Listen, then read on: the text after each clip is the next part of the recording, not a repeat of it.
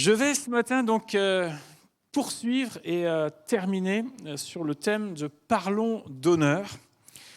Je rappelle que la dernière fois, à partir, donc il y a 2 semaines de ça, nous avons abordé ce thème à partir de Romains chapitre 13 et le verset 7. Vous vous rappelez qu'il est dit « Rendez à tous ce qui leur est dû, l'impôt, à qui vous devez l'impôt, le tribut, à qui vous devez le tribut, la crainte, à qui vous devez la crainte, et enfin l'honneur, à qui vous devez l'honneur. » Alors, on avait vu également, et je fais un peu une mise à jour au rattrapage, je rafraîchis votre mémoire, mais la définition de l'honneur dans la Bible, c'est fixer une valeur ou encore estimer quelqu'un, c'est-à-dire ce qui va au-delà en fait du respect. Le respect, c'est vraiment le minimum du minimum, mais l'honneur va au-dessus de cela, c'est estimer. C'est un terme aussi qui, dans l'Ancien Testament, désigne quelque chose qui a comme du poids dans notre vie, qui représente quelque chose d'important dans notre vie. Donc honorer, c'est avoir une haute estime ou encore accorder une place importante ou éminente. Et rendre l'honneur implique une dimension qui est visible et parfois publique au travers de gestes, de paroles ou encore d'attitudes. C'est aussi démontrer et prendre soin de la valeur que nous pouvons porter. Et donc, dans les champs d'application que nous avons vus, qui sont dans la Bible, l'honneur, nous avons vu, ne concerne soit Dieu, soit des personnes, ne concerne ni objet, ni animal, ni quoi que ce soit d'autre, ni une sculpture ou que sais-je encore. L'honneur, et donc nous avons vu 4 familles, si j'ose parler comme ça, ou 4 catégories dans lesquelles nous pouvons retrouver l'honneur. L'honneur vis-à-vis de Dieu, l'honneur dans le domaine familial. Nous avons vu donc ce texte d'honorer, l'importance d'honorer ses parents. Et nous allons poursuivre encore sur ce domaine-là ce matin. L'honneur au sein de la société et l'honneur vis-à-vis des autorités. Voilà les 4 domaines dans lesquels la Bible nous parle d'honneur. Les autres, vous pouvez chercher, moi j'en trouve pas. On pourrait, en tout cas à travers tout ça, voir une explication ou une application concrète de ce qu'on appelle la loi et les prophètes. Vous vous souvenez de ce docteur de la loi qui est venu auprès de Jésus, où il lui dit « Maître, quel est le plus grand commandement de la loi ?» Et Jésus lui a répondu « Eh bien, tu aimeras le Seigneur ton Dieu de tout ton cœur, de toute ton âme et de toute ta pensée. C'est le premier, c'est le plus grand commandement. Et voici le second qui lui est semblable, tu aimeras ton prochain comme toi-même. De ces 2 commandements dépendent toute la loi et les prophètes. » Et quand on parle du thème de l'honneur et quand on voit la déclinaison, eh bien, ça nous montre encore une fois, on pourrait dire, la cohérence de la Bible. Encore une fois, on voit, la Bible, vous savez, elle ne se contredit pas. On ne voit pas un truc là qui part dans un nuage. Là, non, la Bible, elle est cohérente jusqu'au bout. L'honneur, c'est donc une déclinaison, une façon de mettre en pratique l'enseignement ou la pensée de Dieu dans l'Écriture.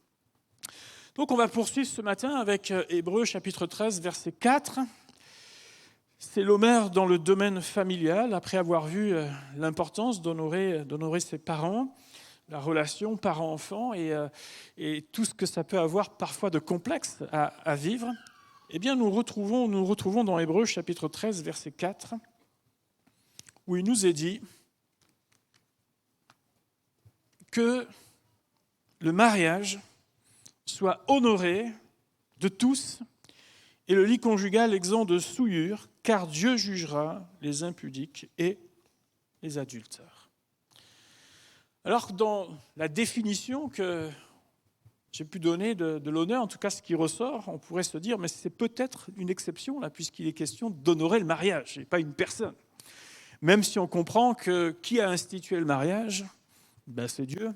Et il l'a fait pour qui ? Il l'a fait entre des conjoints ou bien de futurs conjoints. Donc encore une fois, on retombe, entre guillemets, dans... Mais si quelqu'un veut y voir une exception, il n'y a pas de problème.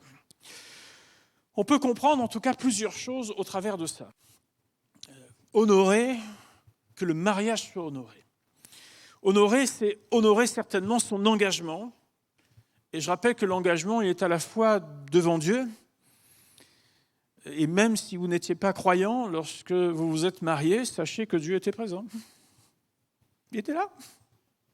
Il a vu, il a entendu. honorer son engagement devant Dieu, mais aussi devant les hommes. Et quel que soit, et je sais qu'il y a toujours des personnes qui discutent en disant « oui, mais avant, dans la Bible, où est-ce que vous voyez, etc. » Et ok, mais même dans les coutumes de l'époque, il y avait un engagement public. Les deux familles se réunissaient. Et à partir de ce jour-là, on disait, voilà, lui et elle, ils sont ensemble. Il y avait quelque chose qui était là. Et donc, bien sûr, ça a pris une autre forme dans l'ensemble de nos pays, pour la plupart, à moins que dans quelques endroits, il n'y ait pas encore tout à fait ces règles-là, mais il y a cet engagement public devant les hommes et, je dirais, pour nous croyants, également devant Dieu, qui est là. Donc, c'est honorer cet engagement qui est pris. C'est aussi honorer la personne avec qui on s'est engagé, honorer le mariage. C'est l'honorer. Et comme on aime à le rappeler, c'est la seconde décision certainement la plus importante de nos vies. Avec qui on va partager notre vie. C'est Dieu qui a institué le mariage et quand il l'a institué, Genèse 2, 24, c'est pourquoi l'homme quittera son père et sa mère, s'attachera à sa femme et ils deviendront une seule chair. Quitter, s'attacher et devenir. Un commentateur a écrit ceci, et j'ai bien aimé. Il a écrit « Honorer le mariage commence avant le mariage ». Et il n'a pas tort. Il n'a pas tort. C'est donc une attitude de cœur que l'on a, qui doit commencer avant le mariage, en tant que jeune homme, en tant que jeune fille, c'est-à-dire savoir se préserver aussi avant le mariage. On sait que le modèle de la société est aujourd'hui inversé. Je veux devenir un avec mon ou ma partenaire, comprenez par là l'union sexuelle, dans l'espérance que ça va fonctionner, c'est-à-dire qu'on va s'attacher. Et si jamais on s'attache bien et que ça va bien, alors à ce moment-là, on envisage de couper les amarres, comprenez par là, on va quitter. Ou alors décider dans quel appart on va vivre, le tien ou le mien, ou bien je quitte les parents, etc. On a inversé. Or, dans la Bible, c'est bien écrit, tu quitteras pour t'attacher afin de devenir un. Afin de devenir. Inutile de vous dire que le modèle qu'on a sous nos yeux aujourd'hui a montré ses limites. S'attacher, c'est une volonté commune qui découle d'un choix.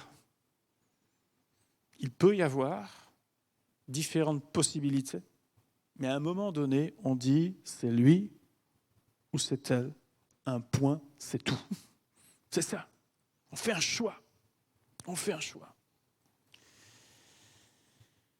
Et devenir un, c'est tout un programme dans lequel on s'engage et pour lequel on apprend la persévérance. La question n'est pas qu'est-ce que va me rapporter le mariage, mais avant tout de pouvoir dire qu'est-ce que j'investis dans le mariage. Qu'est-ce que j'investis ? Imaginez deux modes de pensée différents, deux éducations différentes, deux histoires de vie, deux constructions de personnes différentes, avec parfois des valises plus ou moins chargées de vie. Le tout dans un monde où l'on veut exister, où on pense qu'à soi, et l'idée c'est de se dire qu'il faut que ça fonctionne. On est d'accord pour dire que ce n'est pas gagné d'avance. Ce n'est pas gagné d'avance. Mais si on n'a pas bien dans la tête, dès le départ, que je veux honorer ce mariage, et je veux honorer la personne avec qui je suis, ça va être encore bien plus compliqué. Bien plus compliqué. Et les statistiques de nos jours sont assez pesantes. La France est un des pays où le taux de divorce est aujourd'hui le plus élevé. Il y a quelques années, on disait « Oh, les États-Unis, c'est un vrai carnage ». Ben, sachez que les États-Unis, aujourd'hui, ont un taux de divorce inférieur au nôtre. On nous dit aujourd'hui qu'un couple sur deux n'ira pas au-delà de 9 ans de mariage. C'est une stat. Vous vous dites « Oh là, j'en suis où là ? Je veux passer la barre fatidique ou pas ?» Dans les causes qui font que ça ne fonctionne pas, La première cause reste l'infidélité. Vous voyez, quand la parole de Dieu nous met en garde contre ça, elle ne se trompe pas. Le cœur de l'homme n'a pas changé. L'infidélité. Ensuite, on trouve le manque de complicité ou encore l'incompatibilité de caractère, c'est-à-dire un tas de choses qu'on aurait pu découvrir avant de faire le choix de quitter, si seulement on avait pris un peu de temps. L'argent, ou plutôt la mauvaise gestion de l'argent qui font qu'au bout d'un moment, ça part dans tous les sens. Les beaux-parents sont une autre cause, où là encore, on n'a pas appris à couper. Et puis les addictions, qui font qu'on fait souffrir le conjoint. Qu'est-ce que nous dit la Bible dans Éphésiens 5 ? Sachez-le bien, aucun impudique, et en grec, le mot c'est pornos, ou impur ou cupide, c'est-à-dire idolâtre, n'a d'héritage dans le royaume de Christ et de Dieu. Et ce terme signifie vendre ou livrer son corps, le livrer au péché. Et l'application qu'on peut en faire, c'est bien sûr la prostitution dans le fait de vendre son corps, mais aussi ce qu'on appelle le libertinage sexuel. Honorer le mariage, c'est honorer l'ordre de Dieu et le conjoint avec lequel nous traversons une grande partie de la vie. Et je vous rappelle que même, devant monsieur ou madame le maire, on dit dans les bons ou bien les mauvais jours. Même le Code civil nous le rappelle, dans les bons et dans les moments difficiles. Or, l'idée, ce n'est pas de jeter la pierre sur tous ceux qui ont connu une difficulté dans ce domaine-là. L'idée, ce n'est pas ça. L'idée, c'est de se dire qu'avec le Seigneur, et quand les deux sont d'accord, la Bible nous dit que la corde à 3 fils ne rompt pas facilement. L'idée, c'est de se dire qu'on a des solutions avec le Seigneur. L'idée, c'est de se dire qu'on peut être en difficulté. Et les décennies passant, j'allais dire qu'un couple en difficulté, quand j'étais petit, c'était presque une affaire d'État dans l'Église. Bon, aujourd'hui, c'est devenu normal. Mais j'aimerais vous dire qu'il y a des solutions ce matin et se dire que ce n'est pas impossible d'être heureux dans son mariage. C'est possible. Rappelons que c'est Dieu qui l'a institué. Si Dieu l'a institué, c'est pour notre bien.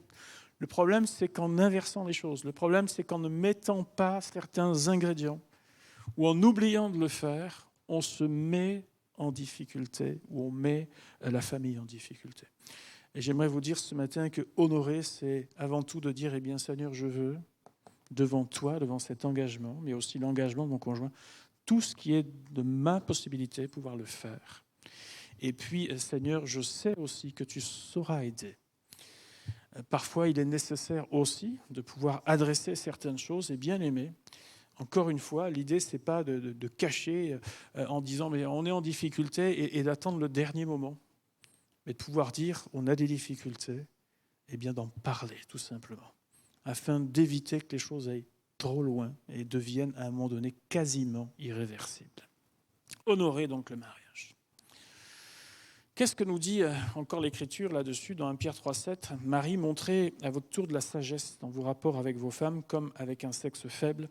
Honorez-les, comme devant aussi hériter avec vous de la grâce de la vie, qu'il en soit ainsi, afin que rien ne vienne faire obstacle à vos prières. Et puis, dans Éphésiens 5, il est dit bien que chaque femme respecte son mari. Maintenant, on va voir l'honneur au sein de la société. Et au sein de la société, particulièrement, bien sûr, si la Bible nous dit honorer tout le monde, 1 Pierre 2,17, elle met l'accent particulier sur, on va dire, peut-être 2 catégories de personnes. La première, c'est donc tout ce qui a de la valeur pour nous. Je rappelle, dans la définition, nous en prenons soin. Et donc, c'est prendre soin. Et dans ce prendre soin et dans le descriptif de tout ce qu'on appelle les lois morales du Lévitique 19, ce qui est ce qu'on pourrait appeler une déclinaison des commandements ou encore comment de façon pratique vivre ensemble tout simplement. Il nous a dit, Lévitique 19, verset 32, « Tu te lèveras devant les cheveux blancs et tu honoreras la personne du vieillard. Voilà ce qui est dit. Et ça vient au milieu d'un tas de choses importantes. J'aimerais juste rappeler que ce n'est pas parce qu'on ne peut plus faire ce que l'on faisait avant qu'une personne a perdu de sa valeur. En aucun cas. En aucun cas. Il y a au contraire une richesse dans la transmission entre générations. Il y a quelques années, je visitais quelques personnes régulièrement dans une maison de retraite, dans une EHPAD. Et parmi elles, il y avait une mamie de 95 ans qui était originaire d'une assemblée du Sud-Ouest et qui était venue là donc, dans ces dernières années, ne pouvant plus être tout à fait autonome, mais une demi-heure de conversation, je peux vous dire que ça tenait largement bien. Elle n'était pas épuisée après ça. C'était vraiment enrichissant. Et elle avait un tel échange parce qu'en même temps, elle avait je ne sais combien d'années de conversion avec le Seigneur. Et elle avait beaucoup d'expériences, beaucoup de choses qu'elle avait vécues. Et vous pouviez ressentir que cette personne, ce n'était pas juste une espèce de plaquage, vous savez, sur sa vie. Sa foi était intégrante, totalement, vraiment intégrée à sa vie. Et lorsqu'elle vous parlait du Seigneur, il y avait même une énergie qui était là. Je dis, ouais, vous ne pouvez pas m'en donner un peu, là? Voilà. Puis un jour, cette mamie, 95 ans, alors que c'est une femme que le Seigneur avait utilisée beaucoup dans l'intercession, elle me dit, pasteur, j'arrive plus à prier comme avant. J'avais envie d'y dire, mais mamie, arriver à 95 ans, c'est un peu normal. Le corps, voilà, la tête peut-être encore, elle vous dit vas-y, mais le corps, il commence à vous dire doucement, doucement. Mais je me souviens que chaque fois qu'on priait ensemble, et j'ai rarement vécu ça, je vous le dis très honnêtement, lorsqu'on priait ensemble, il y avait une telle présence de Dieu qui était là. Cette femme était une femme de prière. Cette femme était une femme qui avait un cœur pour le Seigneur, que Dieu aimait particulièrement. Et en tout cas, c'est quelque chose d'enrichissant. De voir des gens qui... C'est vrai que l'âge est avancé, mais le cœur, lui, il est bien accroché au Seigneur. Et ça, nul ne les ravit de sa main. Il y a un échange, et c'est le fait de tisser des liens, s'enrichir mutuellement, garder le contact avec ceux qui ne peuvent parfois même plus venir parmi nous. Il n'y a pas longtemps de ça, on a eu la galette parmi nous, intergénération. Eh bien, dans ce que j'ai lu, dans ce que j'ai pu entendre, parce que j'y suis passé, ça a fait du bien aux aînés, c'est pas vrai? Mais ça a fait du bien aux jeunes aussi, c'est pas vrai? Mais bien sûr, mais bien sûr. Certains voient des personnes âgées sous deux angles. Un, on ne sait plus trop quoi en faire. Et d'autres se disent, il y a peut-être une manne financière encore. Alors, c'est toute l'industrie du tourisme, ils ne sont pas bêtes, hein, ils ont réfléchi, ils disent, oh là, il y a des choses à faire là. On va les faire un peu voyager, tout ça, bien aménager. Voilà. Donc, est-ce que c'est ça? Est-ce que c'est ça? Il y a une richesse et une valeur. Et parfois, s'asseoir avec une personne âgée et juste l'écouter un moment, vous lui ferez du bien, mais je peux vous garantir que ça vous fera du bien. Pensons-y. Et donc, quand la Bible, elle dit, quand on passe à côté, un petit coucou au papy et à la mamie, honorez-les, tout simplement. Honorez-les, tout simplement. Même s'ils ne peuvent peut-être pas plus faire ce qu'ils faisaient, ça n'enlève pas toute leur valeur. Toute leur valeur.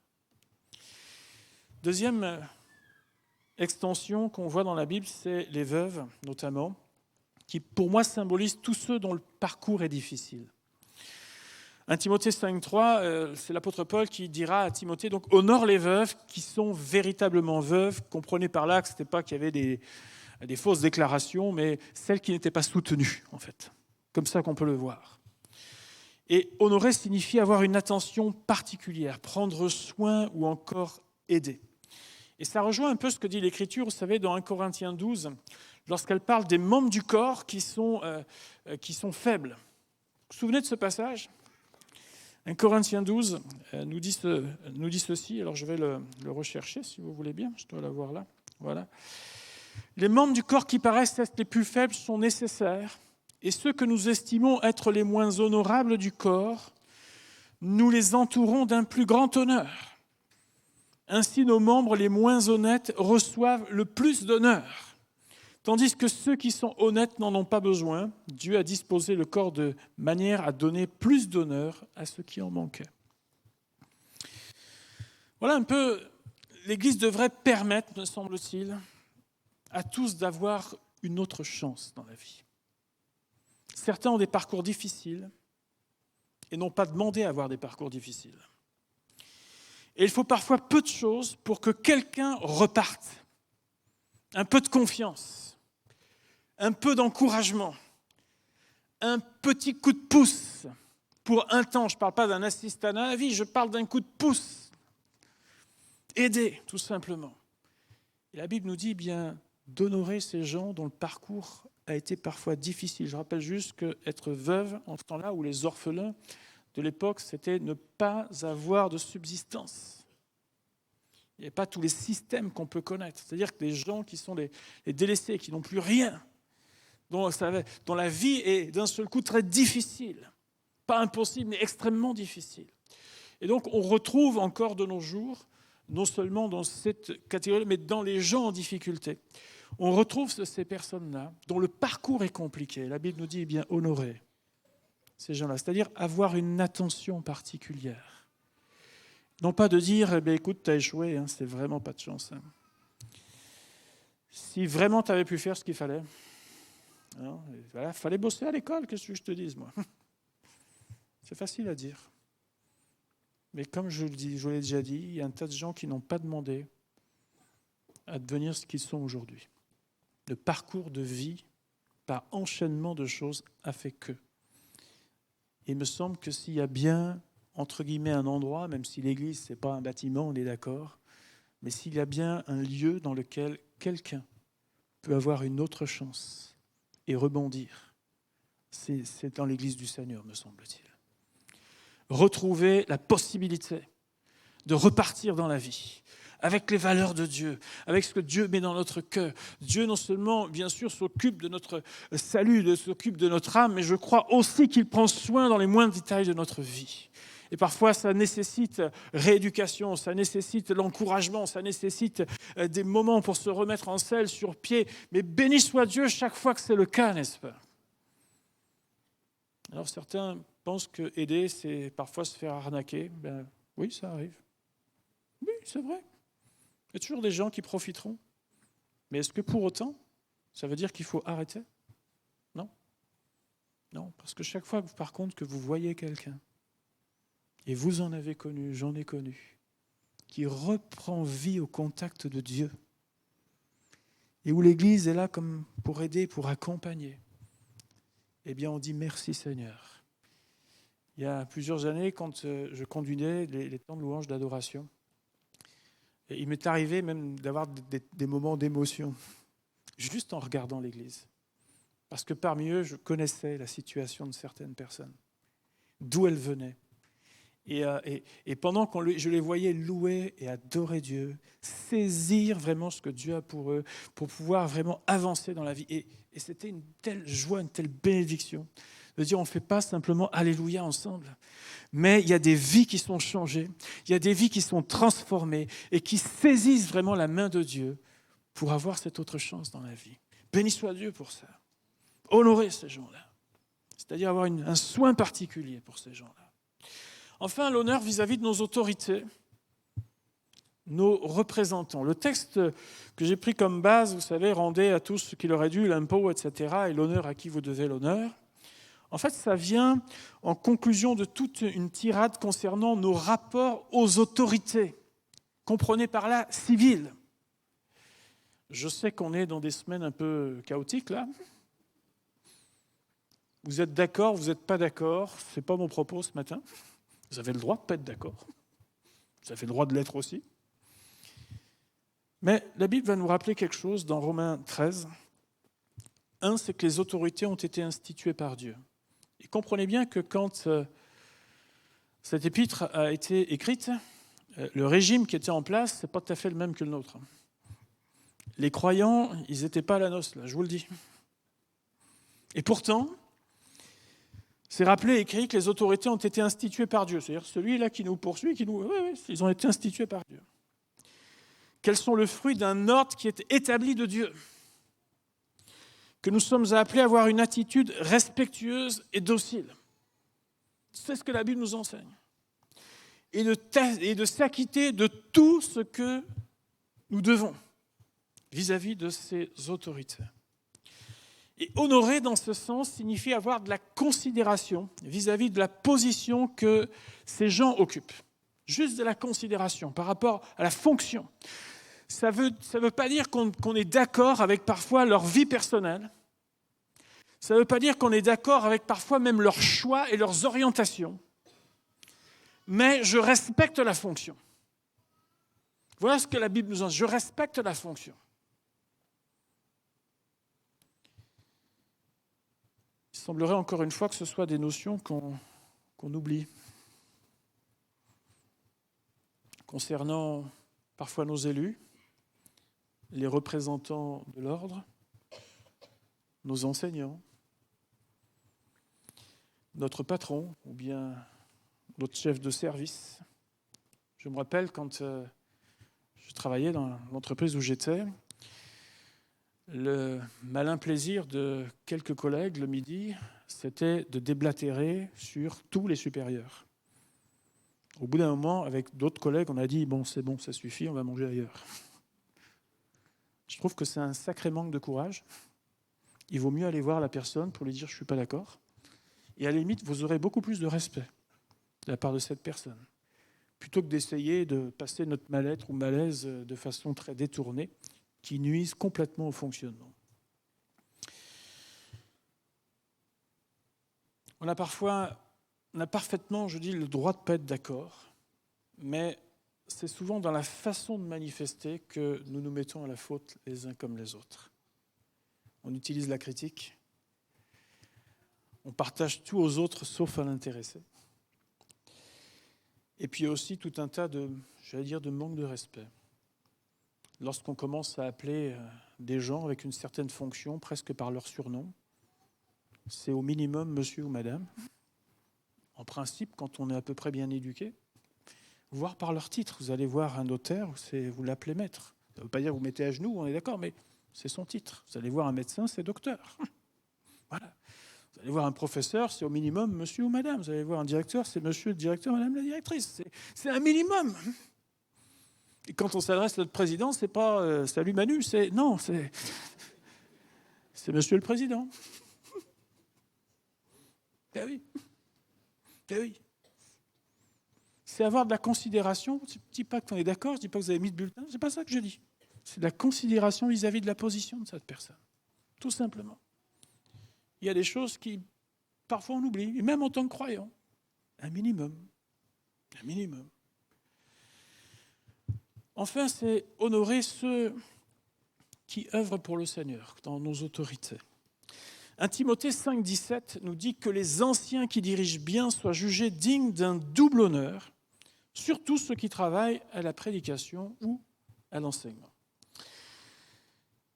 Il y a aussi l'apôtre Paul va aussi nommer Épaphrodite, qui est présenté comme un compagnon d'œuvre ou un compagnon de combat, et qui avait une bonne confiance à la fois de Paul, mais aussi des chrétiens de Philippe. Et il va dire « honorer de tels hommes ». Voilà ce qu'il va écrire. Et nous voyons au travers de ces deux exemples que ce ne sont pas ceux qui servent qui exigent l'honneur. « Honorez-moi ». Non, ce n'est pas ça. Mais plutôt une éducation qui est donnée à l'Église lorsqu'elle voit le dévouement de ceux qui sont engagés. Avoir de la considération, c'est reconnaître cet engagement, le sérieux, la fiabilité, la qualité. Et donc, autrement dit, ces personnes-là doivent se montrer dignes d'honneur. Mais ce ne sont pas ces gens-là qui doivent demander ou réclamer l'honneur. Le seul, je crois, qui peut le réclamer dans l'Écriture, ce serait encore le Seigneur. Mais pour nous, on ne voit nulle part la mention de quelqu'un qui exige l'honneur. On a quelques déviation un peu grossière concernant l'honneur. Je sais que c'est un mot qui est d'un seul coup réapparu ces dernières années, avec même des fois des expressions comme la culture de l'honneur. Il faut avoir une culture de l'honneur. Ok, moi je veux bien, mais alors on regarde ce que dit l'Écriture. Et on met en pratique l'Écriture, mais pas autre chose. Et dans ces façons grossières, c'est le fait d'exiger parfois des compensations financières ou des services pour prier. Je veux bien prier, mais petite prière, c'est un petit billet, petite prière. Gros chèque, grosse intercession. WhatsApp se met en route, là, pour vous. Ouais.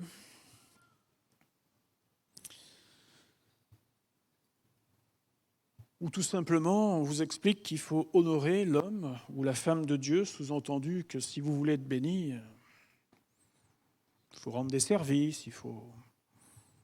Je ne vois pas ça dans l'Écriture. Ça, c'est pas honorer, ça, c'est arnaquer. Arnaquer, ça s'appelle.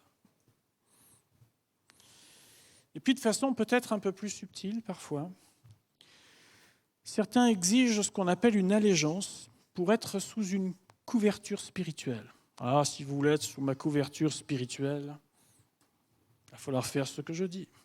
Et tu seras protégé, mon enfant. Mais vous voyez ça où dans la Bible ? Chacun rendra des comptes pour sa propre vie. Le grand berger, on est attaché à Jésus, n'est-ce pas ? S'il y en a un, et ça suffit comme couverture, je vous garantis, ça suffit. Jésus-Christ, dans ma vie, dans mon cœur, à qui je suis attaché, ça suffit. Ensuite, on a ce qu'on appelle des conducteurs spirituels qui doivent nous amener à Christ et pas eux-mêmes, en aucun cas eux-mêmes.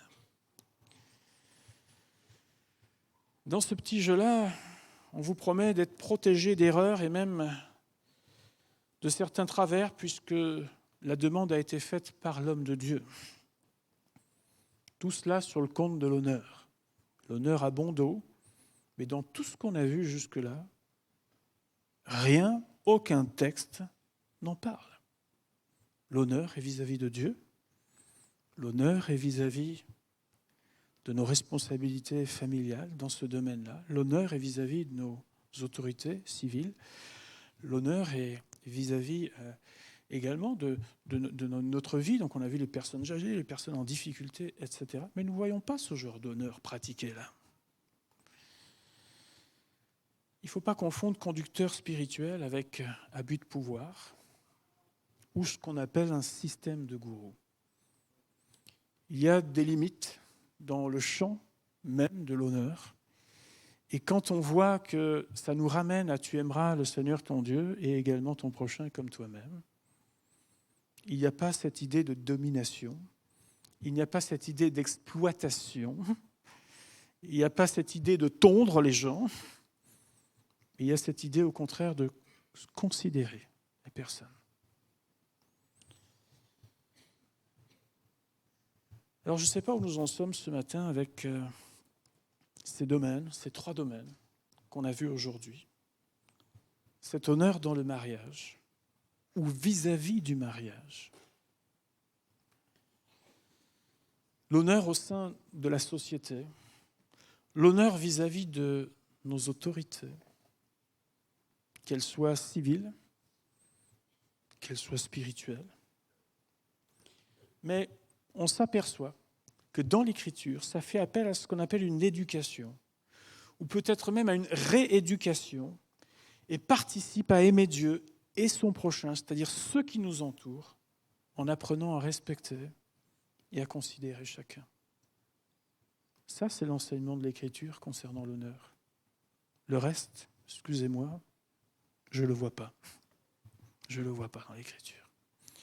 Et si on veut revenir à cela, eh bien que le Seigneur nous aide à vivre cela. Parfois, eh bien, ça fait partie de notre vie, de notre éducation. On a un peu, vous savez, un peu dévié, on s'est donné quelques libertés.